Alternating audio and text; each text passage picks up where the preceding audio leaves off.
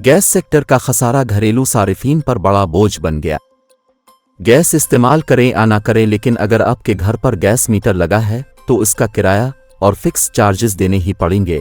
2 साल में घरेलू सारिफीन से मीटर किराए की मद में 9 अरब 11 करोड़ रुपए बटोरे जाएंगे। प्रोटेक्टेड घरेलू सारिफीन से मीटर किराए की मद में 8 अरब 76 करोड़ वसूल होंगे।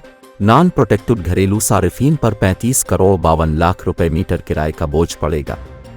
दस्तावेज के मुताबिक प्रोटेक्टेड घरेलू सारिफीन की तादाद 91,27,000 से जायद है। प्रोटेक्टेड सारिफीन पर 40 रुपए मीटर रेंट गैस बिल में शामिल है।